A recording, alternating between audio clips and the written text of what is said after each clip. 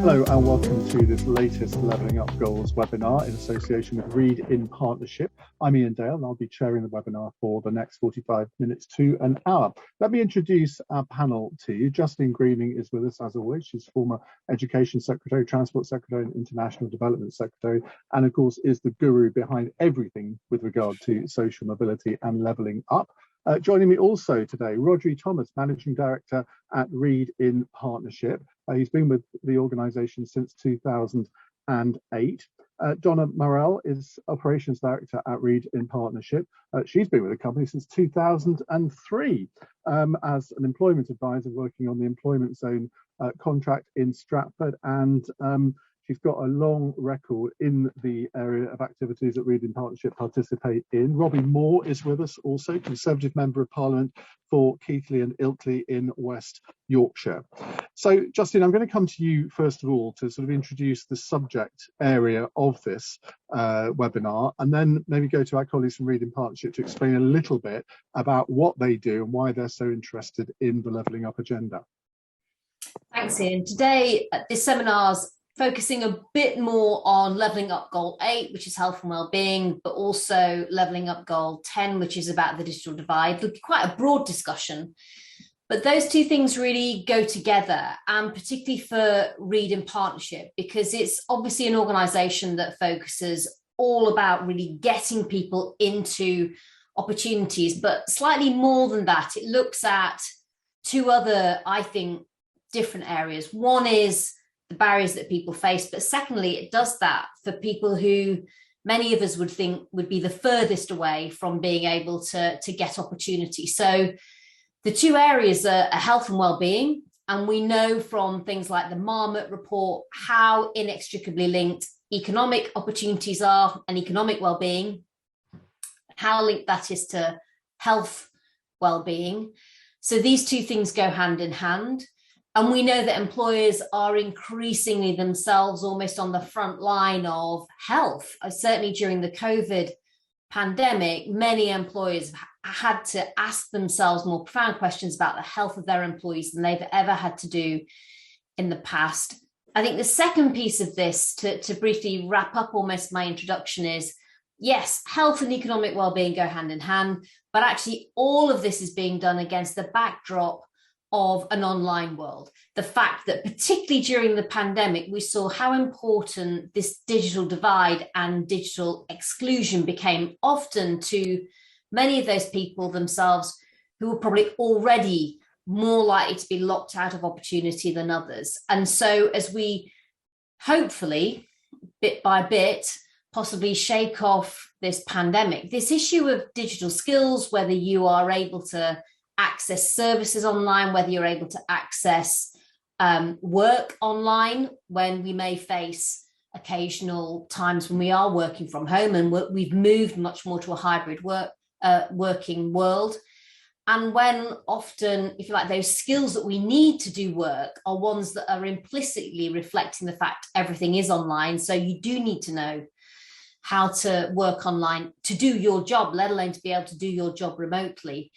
All of these things really go hand in hand, and Read in Partnership has really had to focus in on a lot of this, particularly even before the pandemic, but during the pandemic, it's really been on the front line of helping to steer a lot of people who face challenges in getting work through what's been an incredibly challenging 18 months for all of us. So it should be a really interesting discussion ahead, and I'm looking forward to hearing not just what Read in Partnership will have in terms of their thoughts on this, but also it's fantastic to have Robbie Moore part of this panel as well, and he can obviously give us a very local but also parliamentary perspective on, you know, what many people in the US, for example, I think are talking about the great leave, that there's this issue of so many people switching jobs at the moment. So yeah, it's a fascinating time to be talking about this, but also really important as well. Roger, let's come to you. Tell us a little bit about Read in Partnership and how it fits into the wider group, because I think when people hear the word Read, they think recruitment. Probably that's the first thing that comes into their heads. So just tell us a bit about maybe your background as well, where you come from in this. Yeah, of course. Thanks, Ian. So as you said, most people when they hear Read think of the recruitment business, and we are part of the group, but started delivering programmes for the government back in 1998, when the then Blair government decided it wanted private sector expertise really to help tackle the problem of long-term unemployment. So since then, we've delivered pretty much every major government employability programme, working with people with disabilities, young people, single parents, etc., and now deliver a big part of the government's response to COVID, which is via the JETS programme and also the Restart scheme. But the company's kind of diversified in some interesting areas over the last 20 years. So we deliver a big chunk of health and wellbeing contracts, including the NHS diabetes prevention programme, programmes around weight management and smoking cessation, and then also what we call our kind of life chances contracts around young people, so the National Citizen Service in 3 parts of the country, along with then a interesting new contract which we started in September, delivering driving theory tests across most of the UK. So Donna's team, in pretty difficult circumstances with COVID, I think has delivered nearly 600,000 tests over the last 4 months, which is a pretty good record in terms of the backlog that we inherited from COVID. So business is kind of really broad. I've been here for a number of years, not as many as Donna, and have seen the kind of political response that we need to give to the government in order to stay relevant as a company change. And the reason we're interested in levelling up is because pretty much all of our contracts and the key focus that we have is about improving the life chances of the people that come through our programmes, with a big focus on those that are furthest away from the labour market, and also young people as well. So Donna, you're at the sharp end, as we've just heard. What are the challenges that you face, and how have those challenges changed over the years? So yes, as you said, I've been with the organisation since 2003, and I joined as an employment advisor because at that point I had the specific motivation of working with people who had been unemployed for a long period of time, for more than 2 years at that point, when we were working on the employment zones. Things have changed since then. The nature of the services that we've provided has changed. We've moved much more to sort of voluntary services, so we invest an awful lot in engaging our participants, but rather than having them referred to us from government organisations. And I think that's also helped us really focus in on the quality of services that we provide, and offer newer and more diverse services to our participants. I think the last 2 years in particular have been extremely challenging, where we've had to move to a hybrid working model. That's been really useful for our workforce in terms of keeping people engaged in what we're doing, but for some of our participants that's been really challenging. So I'm looking forward to the conversation today about a digital inclusion, because that's something that we've obviously had to focus in on a lot over the last 2 years. Well, let's start off on that subject and talk about the digital divide, digital inclusion. Robbie Moore, from a constituency MP's point of view, you've taken part in a couple of these seminars before. I can't remember which subjects they were, but in terms of digital inclusion, what are the challenges that your constituents face, and are they challenges that certain demographics face? Well, I think over the last 24 months or so, the pandemic has certainly highlighted the challenges associated with the digital divide. And I do think that the challenge very much lies where there is a certain age demographic, but also when you have certain communities that are more deprived than others, and the digital divide element gets highlighted even further. So I represent a constituency where one side of the constituency, the average house price is 425,000, but then in Keighley itself, average house price is at just about 150,000, and it's within the Keighley part of the constituency where that digital divide has been highlighted. And we saw that particularly with the education agenda, where multiple households only potentially had one device or perhaps no devices, and therefore there was a good sector of school children that were going through education that needed extra support, and then of course there was the challenges that were highlighted throughout the pandemic, where we had the working from home mandate that was set by the government through very strict criteria, where all of a sudden we had broadband connectivity challenges, again in the more remote parts of my constituency, in the rural areas, but also within those parts of Keighley that just did not have that connectivity. And when you're representing quite deprived communities, some of which that was an added cost on the utility bill that they were then having to look at exploring, because they were having to upgrade broadband contracts. So it's multifaceted, and yes, Ian, it's been raised as a concern that absolutely needs to be addressed, needs government intervention to be able to do that. But of course, if we're wanting to move forward and make sure that everyone has got the ability to achieve that opportunity in life, whether it's the school children or whether it's those that want to have the opportunity to work from home more, reducing that digital divide has got to be a key element of that. Justine, in terms of identifying families that suffer from the digital divide, is it down to schools to do that? Because clearly, I suppose they're the ones at the sharp end. They will be the ones that can see which kids have access to all the technology and which don't. I think often schools are perhaps better placed than most to work out which of their students are finding it hard to study at home. But what's interesting, and what the pandemic really underlined, is we don't really have very good information on what the digital divide means in practice for people across the country, because even if you've got hardware, you, as Robbie quite rightly said, you might not be able to afford the broadband that you need to be able to use it. You may not have the skills that you need. You may not be able to afford to upgrade your hardware every several years in practice to be able to keep at the level you need to.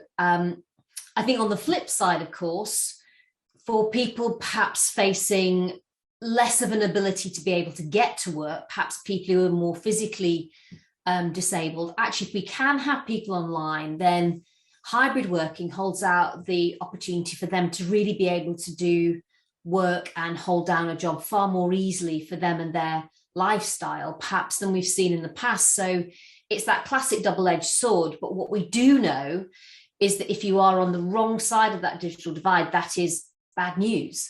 And so it's getting people onto the right side of it, making sure they can stay on the right side of it. And as Robbie said, a lot of that starts right at the beginning whilst young people are at school. Donna, look at it from your job perspective. I mean, do you have to frame a lot of your programs in the knowledge that some of the people that you're aiming at are not going to be able to participate because they just haven't got the means to do so? We absolutely do. I mean, looking at one service in particular, which is our job entry targeted support service, the largest of which we run in the Northeast, we anticipated that around 10% of the people that will be referred to the programme would have access issues. And so in the first instance, we do still seek to provide a face-to-face service to those participants. But across the wider population, digital inclusion is still a problem. And there are 1 in 3 participants who claim that this is a barrier to them, particularly in terms of their ability to job search. Increasingly, looking for work is an online activity. And so we really focusing on providing upskilling really for those participants. And as was mentioned earlier in the call, that's particularly pronounced for people in the older age group that join the programme. So yes, very much it's part of our programme design.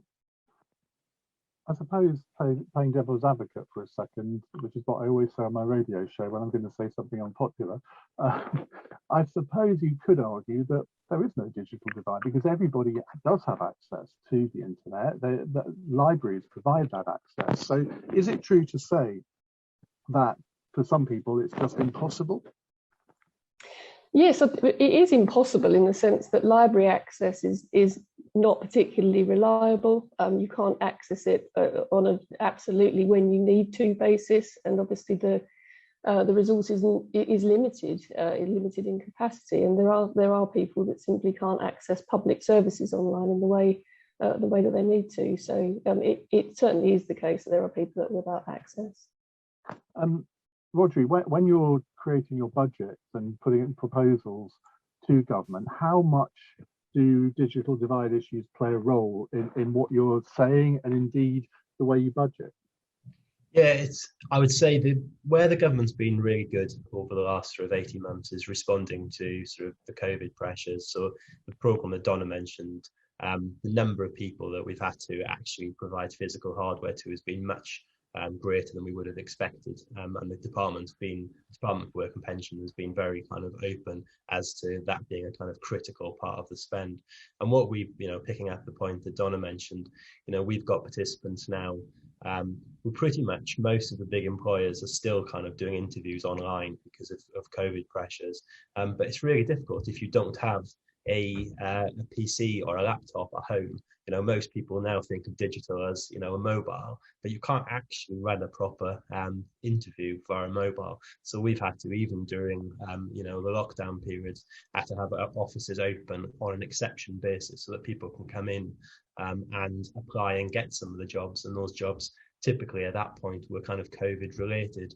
And we work with some really good social enterprise organizations that refurbish PCs, and we get them back out to participants. But I think kind of where there's a kind of lack of sort of joined up thinking, I think, around kind of leveling up agenda is it's not just about hardware and data.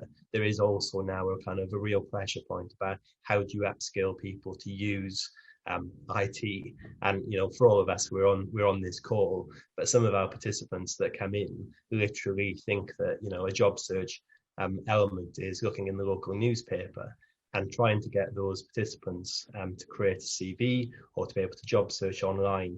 Donna's teams will spend hours and hours basically getting people that have never turned on a device to understand how to do some of those tasks. And there's a real kind of gap, I think, now in terms of the move towards digital by default and how we get people to access the full range of public services they need. So from what you've both said, you could argue that COVID has actually been a real bonus for the digital divide in terms of narrowing the digital divide, because so many more people have been forced to use technology in a way that they probably wouldn't have been before. I think that we have made, I would say, some real strides. But the bit that sort of worries me is the sort of group of people that have been left behind. So, as Donna mentioned, people that are sort of in the 50 plus bracket. What we have to do is spend a lot of time doing face-to-face engagement and then try to bring kind of group training sessions together. And it has meant that some people have had an impetus to do things they might not have wanted to do beforehand. But I think that when we come out of the pandemic, hopefully not too far away from now, there is a job about how much reverts to normal and how much sticks in terms of the digital approach, and therefore how do we make sure that people have access to all of the services that they need to, and more critically for me, the support they need to be able to do some of those things, because at the moment that is lacking on a broader scale. And we're talking about tens of thousands of people coming onto our programs, but we know that not all of the people that need support do end up on one of our government funded programs. Donna, I don't know if you want to comment on that as well, but maybe in addition, talk about the challenges of providing people with the knowledge to actually use the hardware that they're given. It's all very well laptops being handed out, but I suspect most people, they open it up and think, okay, well, what do I do now? Absolutely, that is challenging, but we've put together training programs specifically to support people with that in conjunction with partner organisations, and that's been very successful.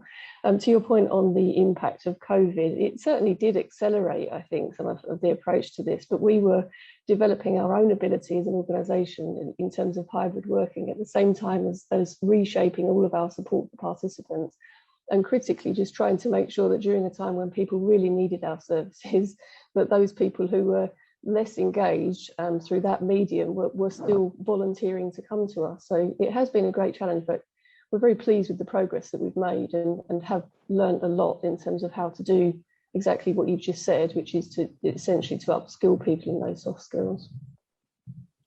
And Justine, when you look at it from a government point of view, I mean, there are huge challenges here, aren't there? Because it could almost be a bottomless pit of money in terms of the spend on providing the technology, providing the training. How do you actually budget for that? I think it's very difficult because it's an ongoing challenge to make sure people have not just got some technology, but it's the right technology and it stays up to date. And at the same time, you've also got perhaps an older generation, and in some cases, more disadvantaged generation, that as technology moves forward, it feels to them like they're getting more and more left behind. So literally, as every month ticks by, their gap, if you like, of knowledge has got even bigger than it already was. And I think for the work that Read in Partnership does, presumably that can be an added challenge, because actually if people felt a bit unconfident on going online 3 or 4 years ago, they're probably feeling like it's an even bigger challenge now as technology moves on. So I think in government, the biggest problem on the digital agenda is the fact that it moves so quickly in a way that it's faster than the policy development agenda. That's my view. And I think there's a real issue on the role that businesses need to play, therefore, in making sure that their employees remain skilled up. I think with COVID, there are a lot of people now switching sectors. So people who maybe worked in hospitality, perhaps didn't necessarily need to know quite so much day-to-day digital skills to do their roles, now suddenly perhaps needing to find a completely different job. They have wonderful skills on customer service that absolutely could go into some kind of different sector.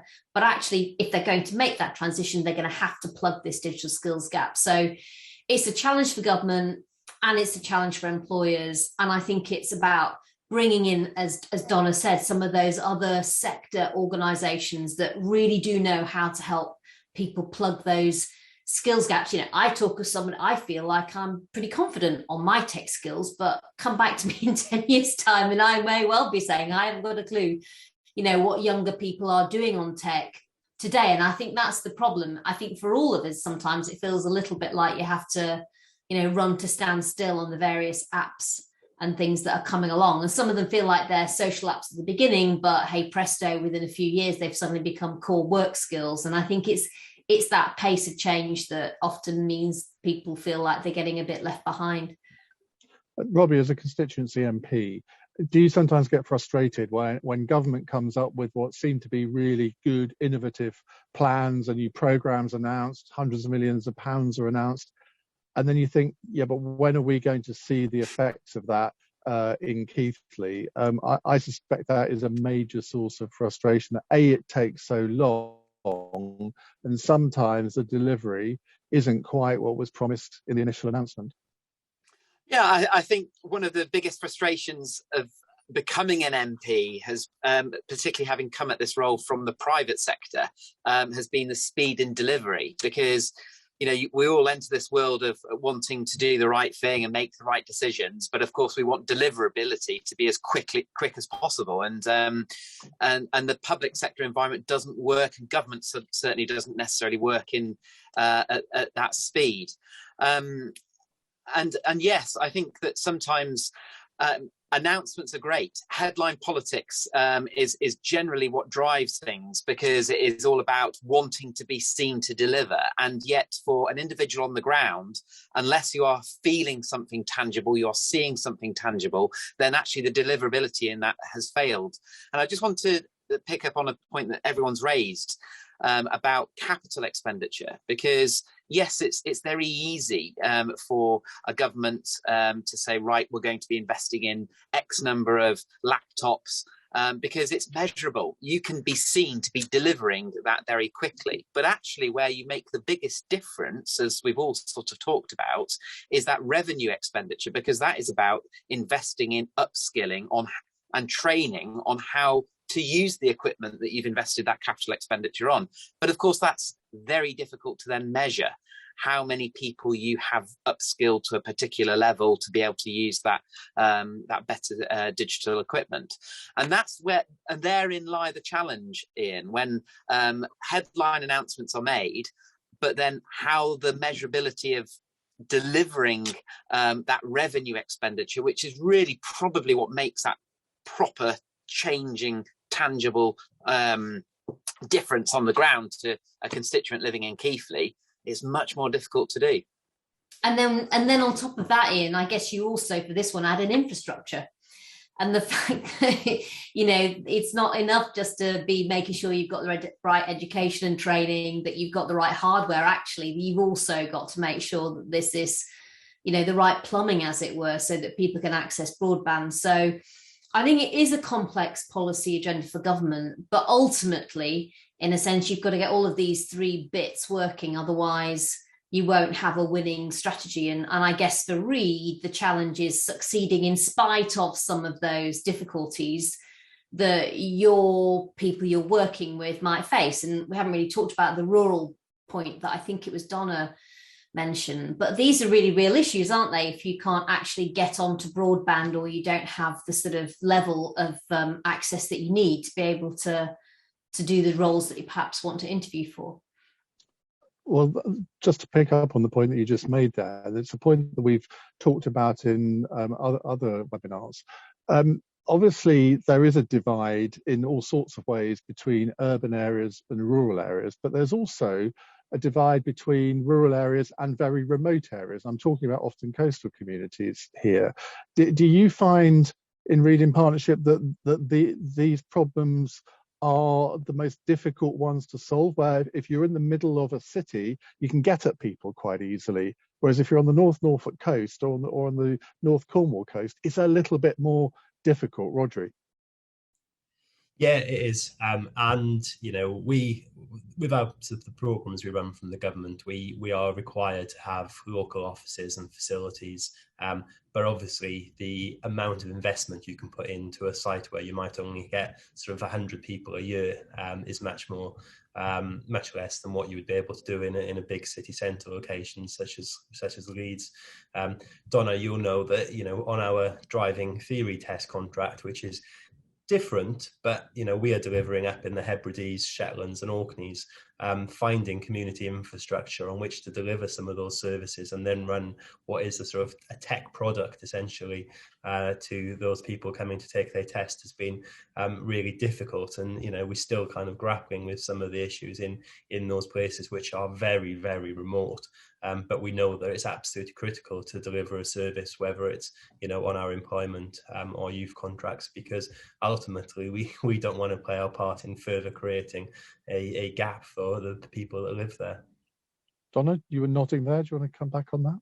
Well, certainly, just to echo what Rodri said about the challenge of delivering some of the theory tests on remote Scottish islands and other locations like that, absolutely is something that we're delivering, but we need to work through a more efficient and effective way of doing that. Just to pick up on a point that Rodri made about where we situate our offices, looking really to put ourselves in the heart of the communities that we serve, and that's very helpful for us as well, in the sense that we want to recruit people to the organisation that can work with people in their own community, and we definitely find benefit from doing so, but that even can be more challenging, as Rodri said, in those areas where we need to achieve a sort of critical mass of staff, and the flows onto the programme might not be as high as some of the more populous areas.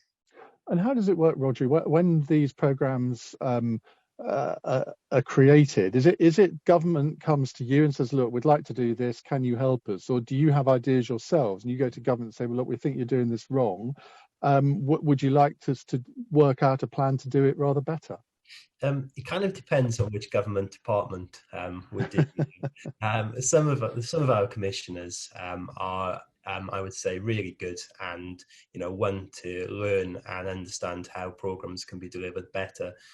Where it's a challenge is where the government commissions something for, you know, 5 years, but there's very little flexibility built into the delivery mechanism. So actually there isn't an innovation or evolution of the service. It's quite static.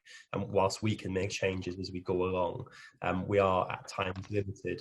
I think where sort of, you know, for myself and Donna and the rest of the team, the challenges that we kind of look at and go, you know, this just doesn't make sense, is the level of kind of sort of silo mentality within different bits of government, and where we can see some really clear public policy objectives and benefits to the taxpayers from different programs and different departments working together. It's very difficult to get different bits of government to cooperate. And I would say that's the kind of, for us, the interesting element around levelling up is, for that to work, is going to require people to cooperate in different bits of government in a way that at the moment we don't really see being present. Let's move on to look at health and wellbeing a little bit. When we introduced the webinar at the beginning, you said that you've got programs in the health and wellbeing area. My ears pricked up when you mentioned diabetes, being a type 2 diabetic myself and being grossly overweight. Just take us through the kind of areas that you operate in there, Rodri. Yeah, so we originally started out running programs around weight management, and we run a number of those now in different parts of the country for local authorities. And then from there, I've developed products around smoking cessation, child weight management. We run falls prevention services in local authorities. And then, can't remember how many years ago, Donna, I think it was 2015, started delivering the diabetes prevention program. And all of the sort of health programs that we run are essentially about sort of lifestyle changes to try to improve people's health and well-being. And we've had some really good success in that area, in part because I think we've brought a kind of performance management regime from the employment sector, which is very focused about results and measurable outcomes. And I think that's really helped us to kind of drive improvements. So we achieve one of the best smoking cessation rates of any provider in the country, because we really target our staff on getting the results that we need. Donna, is there any resistance? Because a lot of the things that Roger's just been talking about there, most people will think, well, I would normally get those from my GP or a medical professional, and yet you're coming in as a private sector organisation to deliver these programs. Do you find that some people resist that? Typically, people are very positive about it. The diabetes prevention programme itself, which is the largest of those that Rodri mentioned, is actually being commissioned by NHS England. So we actually accept a lot of referrals from GPs onto that programme, and we've built really good relationships with the localities in the areas in which we work. The other programmes on offer are local authority funded, and so we've developed partnerships across each of the boroughs that we work in with organisations who can support the activity that we do and accept referrals from them, as well as from people directly signing up for the services. And the fact, of course, that they're all free, and everything that we do has a basis in science in terms of behaviour change. So no, very little resistance, I would say, Ian. And Robbie, in terms of the kind of programs that Rodri and Donna have just been talking about, what difference do they make in your locality?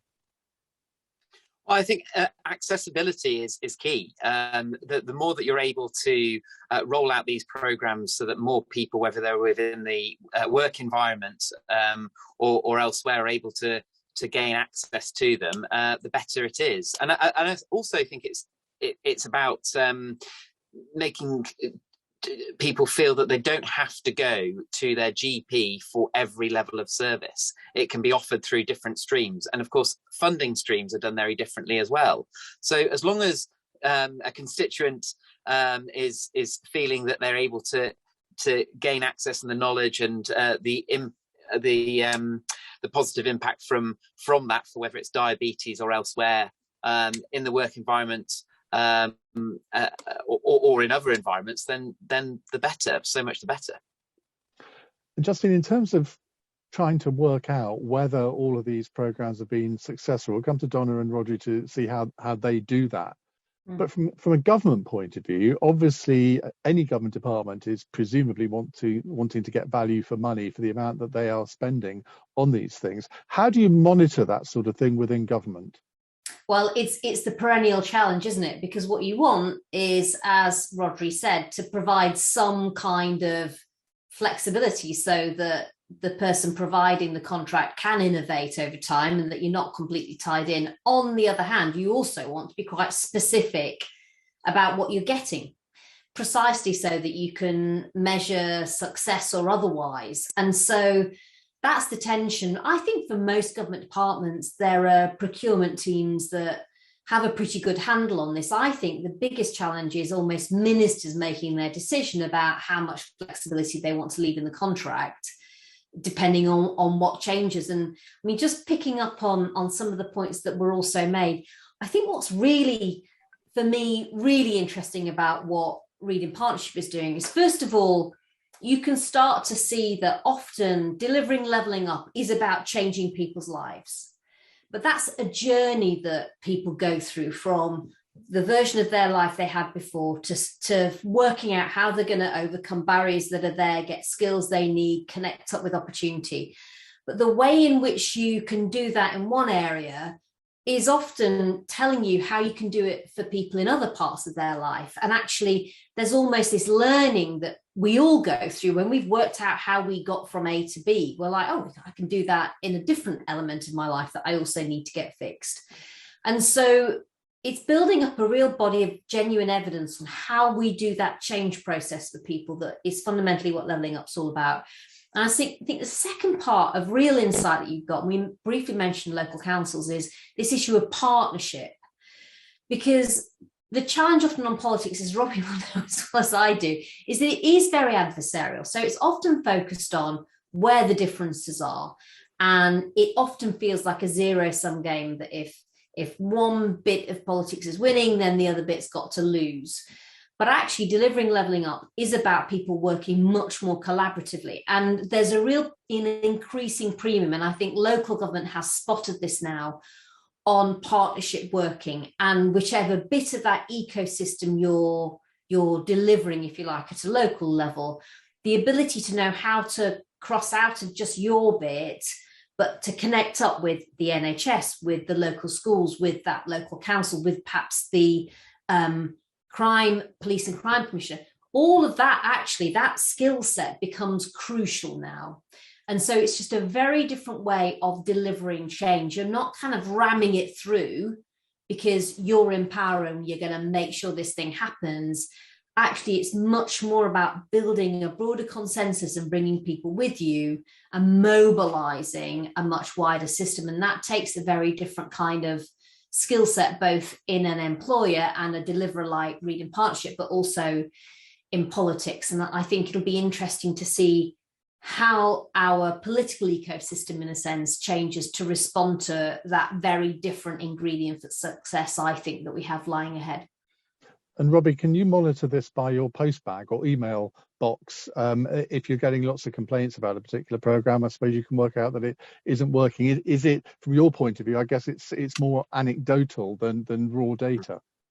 Yeah, and of course, I'll always hear from constituents if things aren't working well, and even if one constituent writes to me on a particular issue, you always then want to explore it a little bit further and actually get to the bottom of the reasons why. So yeah, it's anecdotal, but actually it can always lead to further investigation and a bit of a closer look on it to make sure that the constituent is getting that level of service and that accessibility to that service that they need. Roger, let's come to you now. I imagine determining what is a success and what isn't comes in all sorts of different forms depending on the programme. And I also imagine that the sort of contractual negotiations on these issues with government might be quite an interesting one to be a fly on the wall in the room when you're having those. Just take us through your definitions for success and how they're arrived at. Yeah, I would say that the commissioners we work with, particularly in central government, are really focused on having clearly identified outcome measures. So on our employment contracts, for instance, an outcome is when that participant has gone into a job and earned a certain amount of money. We don't demonstrate that. It's shown by HMRC telling DWP that participant's got a job and stayed there and earned enough money. On the health contracts, I would say that's where we've sort of had a role in helping shaping more of the outcomes in terms of what are acceptable quit rates for smoking, for instance, what's acceptable weight loss measurements. So all of our contracts pretty much have a very defined outcome point in terms of what we are trying to achieve, and kind of what makes, you know, Read in Partnership special, and the reason why Donna and myself have been here so long is that, you know, everything we do is about achieving positive things for people, and it's very much focused about, right, what are we there to do? You can get bogged down in the administration, the bureaucracy and the compliance, which is all really important from a government perspective, but ultimately, you know, we achieve the outcomes that the government's paying us for via really delivering a service that the people want to engage with, because we don't deliver it, the people stop turning up, and we don't get the outcomes that we need at the end of it. And Donna, you're at the sharp end of all of this. You're presumably, your job as head of operations, you're the one expected to deliver on the contracts that are negotiated. How could they be done? How could it all be done differently in your view, where you are tasked to do something and you think, well, actually, I'm not sure that that goal is necessarily achievable? Are you ever in those situations? I think typically the goals are quite clear in terms of the outcomes. I think what works best is when the contracts and the performance management is structured around those outcomes rather than activities along the way, because the activities that we need to deliver along the way change. You know, we want to continuously improve what we're doing and try different things and pilot new ideas.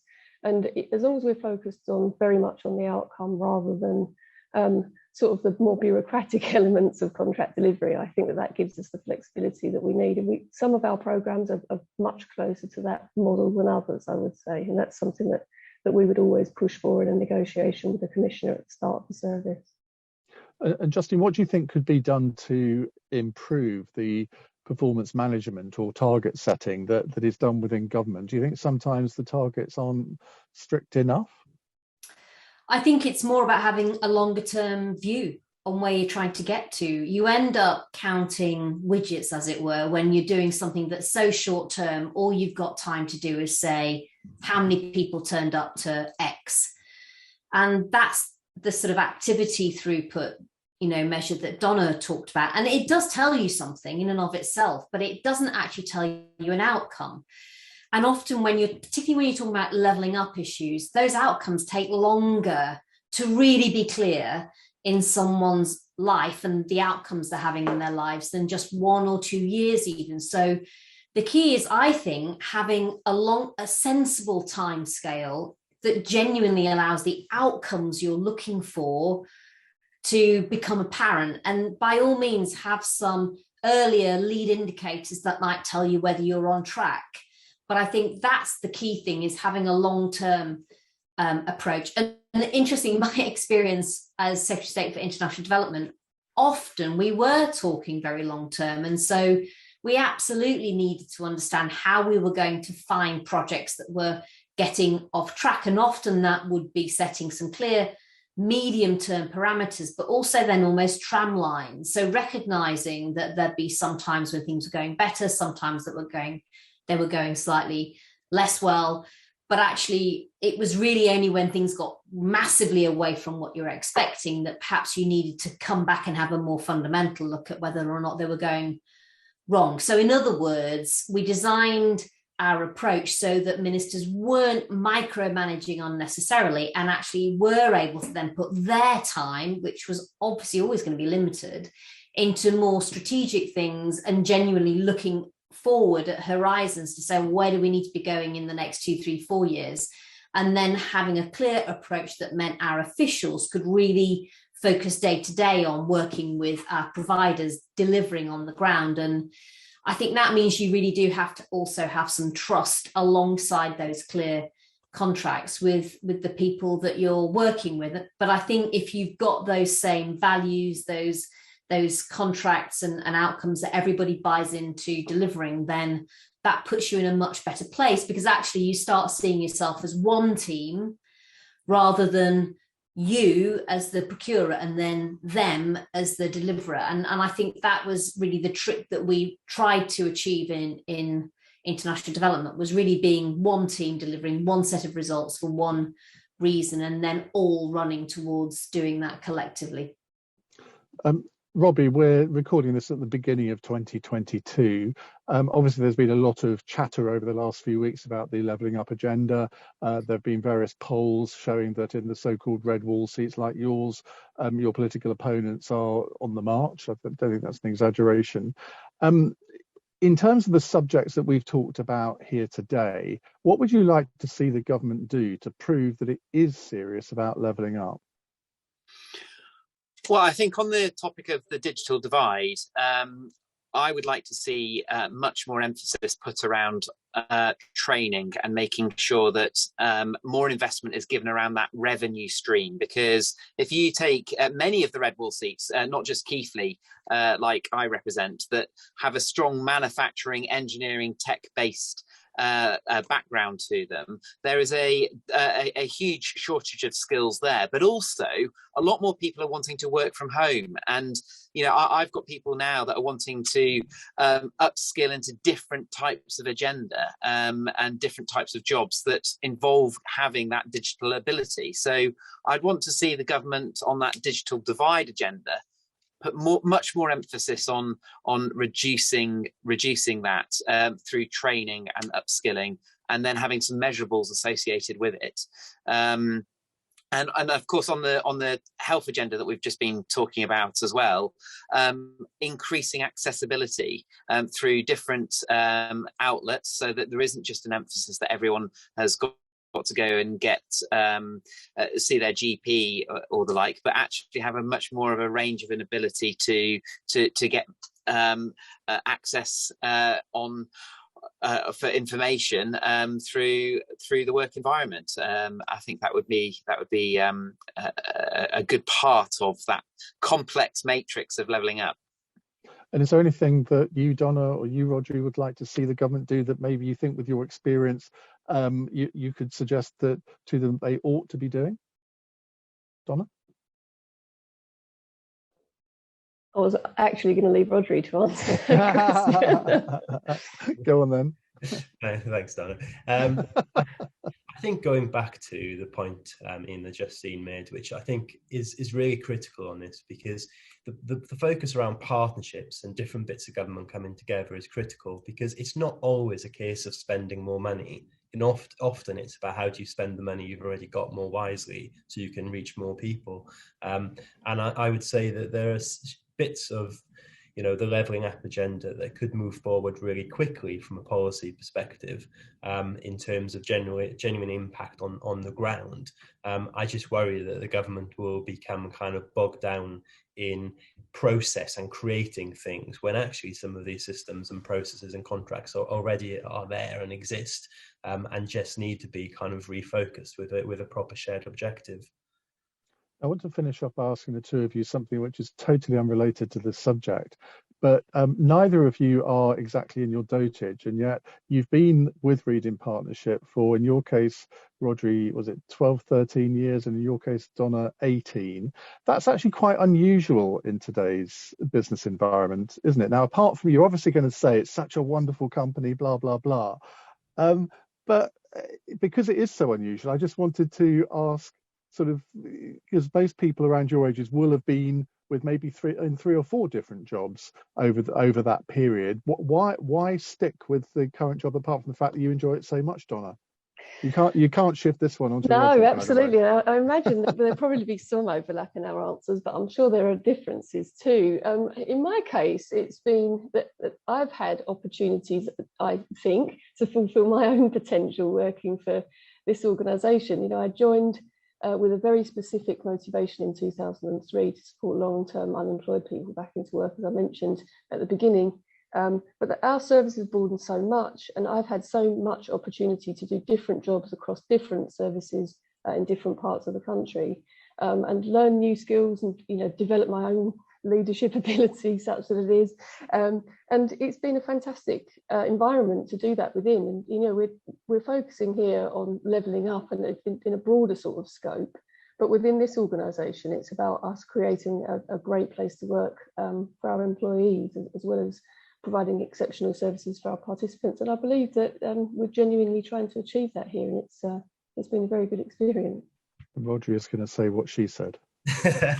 Yeah, I think there's something sort of quite different about working for a family-run business as well. So, the company was set up by Sir Alec Reid in 1960. Sir Alec's still involved, and his son James is our chairman, and it gives the company a very different ethos. And we're also very long-term.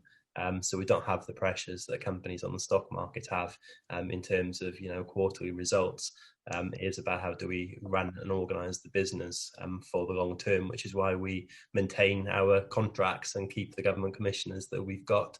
And that's, as I said earlier, we talk to our staff all the time about how everything we do day in, day out is about achieving positive things for people. And that's a great motivator, both for myself and Donna and the rest of our teams as well. Justin, I don't know if you want to round this up and pull things together in your usual inimitable manner.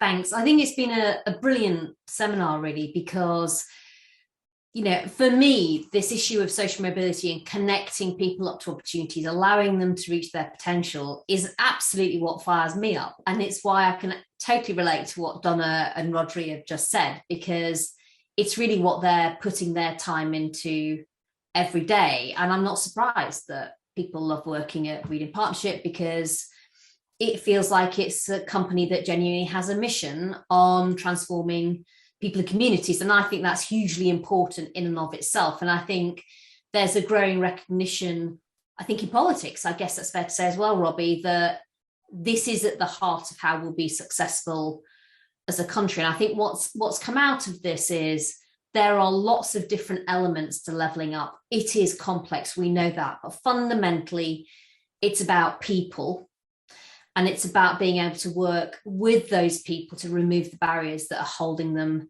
back. And it's about getting employers on board, isn't it, to make sure that where there are things they can do that help bridge those gaps from their side, they know what that is and how they can behave differently. And certainly a lot of our work is around finding out the different innovative things that very different employers themselves are doing in order to play their role, so they can get closer to all those people that Reid in Partnership are working with, to be ready, willing and able to offer them opportunities as and when they can. And I guess what we heard from Robbie is that for all of us, Robbie is a constituency MP, I've been a constituency MP, this is really fundamental about people's day-to-day lives. And everybody, I think, wants the chance to make the most of themselves. I don't think it's too much to be able to ask, but I also think it's a really fundamental thing around being able to get a sense of what you can do and achieve as a person, whoever you are and wherever you are. And so